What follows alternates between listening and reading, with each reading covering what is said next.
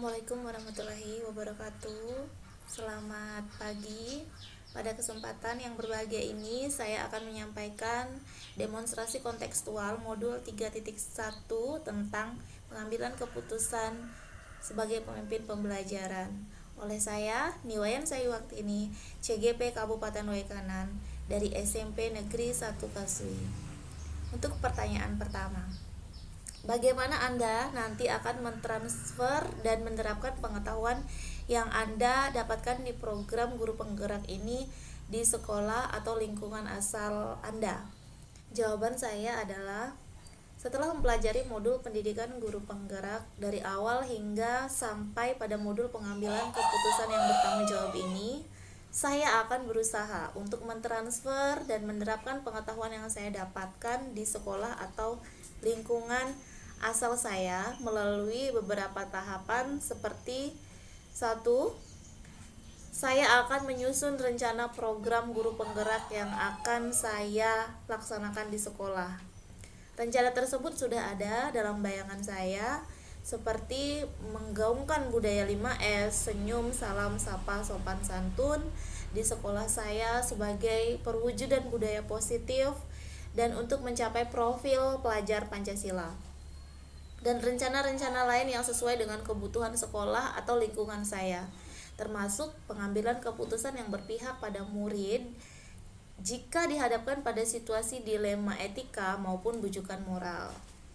Yang kedua, saya akan mengkomunikasikan dengan kepala sekolah dan menyampaikan program-program yang sudah saya susun tersebut.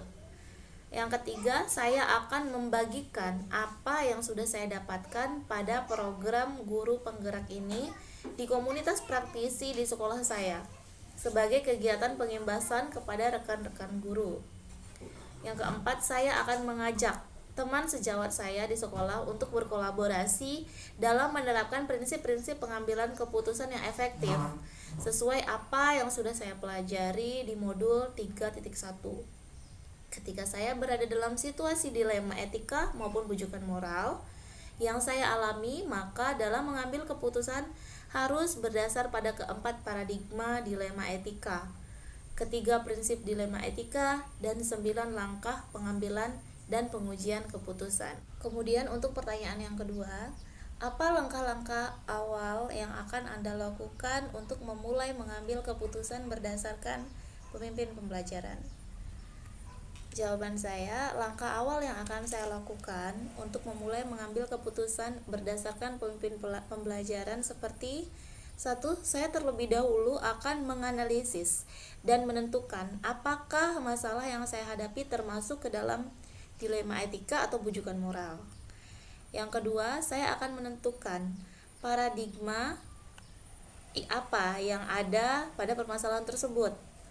Paradigma yang terjadi pada situasi dilema etika bisa dikategorikan sebagai berikut, yaitu individu lawan masyarakat atau individual versus community, rasa keadilan lawan rasa kasihan atau justice versus mercy, kebenaran lawan kesetiaan atau truth versus loyalty, jangka pendek lawan jangka panjang atau short term versus long term. Yang ketiga, saya akan menentukan prinsip yang akan digunakan dalam pengambilan keputusan. Prinsip-prinsip yang dimaksud yaitu prinsip berpikir berbasis hasil atau ends based thinking, prinsip berpikir berbasis rasa peduli atau care based thinking, dan prinsip berpikir berbasis peraturan atau rule based thinking. Yang keempat, saya akan menguji keputusan yang saya ambil melalui 9 langkah pengambilan dan pengujian keputusan. Langkah-langkahnya adalah sebagai berikut. 1. Saya akan menentukan nilai-nilai yang bertentangan pada permasalahan yang sedang dihadapi. Yang kedua, saya menentukan siapa saja yang terlibat dalam situasi tersebut. Yang ketiga, menentukan fakta-fakta yang relevan dalam situasi tersebut. Yang keempat, melakukan pengujian benar lawan salah dalam situasi tersebut. Adapun tahapannya sebagai berikut. Melakukan uji legal, yaitu menentukan apakah ada aspek pelanggaran hukum dalam kasus tersebut. Melakukan uji regulasi, yaitu menentukan apakah ada pelanggaran peraturan atau kode etik profesi dalam kasus tersebut. Yang ketiga, melakukan uji intuisi, yaitu menentukan apakah ada yang salah dalam situasi tersebut berdasarkan perasaan dan intuisi. Selanjutnya, melakukan uji publikasi, yaitu menguji perasaan bila keputusan yang diambil dipublikasikan di halaman depan koran. Selanjutnya, melakukan uji panutan atau idola, yaitu menentukan keputusan apa yang akan diambil oleh panutan atau idola dalam situasi tersebut. Setelah pengujian benar lawan salah, saya akan melakukan pengujian paradigma benar lawan benar. Selanjutnya, melakukan prinsip resolusi, investigasi opsi trilema, membuat keputusan, dan setelah keputusan dibuat, saya juga akan lihat lagi keputusan dan merefleksikan keputusan tersebut sampai keputusan yang akan diambil adalah keputusan yang terbaik, yaitu keputusan yang berpihak pada murid. Selanjutnya, untuk menjawab pertanyaan ketiga, mulai kapan Anda akan menerapkan langkah-langkah tersebut? Hari ini, besok, minggu depan, hari apa? Catat rencana Anda sehingga Anda tidak lupa.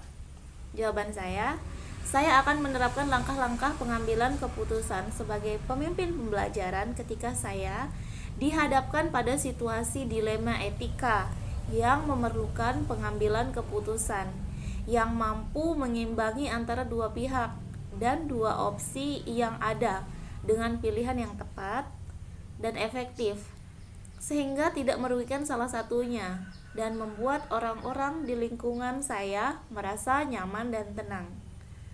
Jika hari ini, besok, minggu depan, pun hari-hari selanjutnya saya dihadapkan dengan masalah dilema etika, maka saya akan menerapkan langkah-langkah pengambilan keputusan berdasarkan 4 paradigma dilema etika, 3 prinsip dilema etika, dan 9 langkah pengambilan dan pengujian keputusan.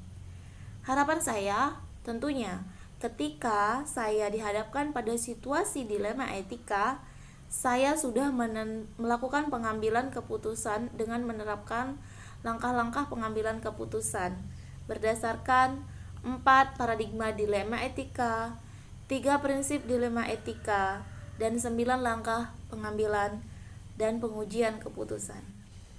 Selanjutnya, pertanyaan keempat. Siapa yang akan menjadi pendamping Anda dalam menjalankan pengambilan keputusan sebagai pemimpin pembelajaran? Seseorang yang akan menjadi teman diskusi Anda untuk menentukan apakah langkah-langkah yang Anda ambil telah tepat dan efektif. Jawaban saya, dalam menjalankan pengambilan keputusan sebagai pemimpin pembelajaran, saya tentu tidak bisa sendiri. Karena saya juga masih belajar bagaimana menerapkan ilmu pengetahuan baru ini dan masih harus terus berlatih dalam mengambil keputusan berdasarkan 4 paradigma dilema etika, 3 prinsip dilema etika, dan 9 langkah pengambilan dan pengujian keputusan. Oleh karena itu, saya membutuhkan rekan sejawat yang juga rekan sesama calon guru penggerak. Saya membutuhkan teman diskusi untuk menganalisis dan menentukan apakah langkah yang saya ambil telah tepat dan efektif. Saya juga minta input dan bantuan dari kepala sekolah dan anggota praktisi yang ada di sekolah untuk berdiskusi dalam mengambil keputusan sebagai pemimpin pembelajaran.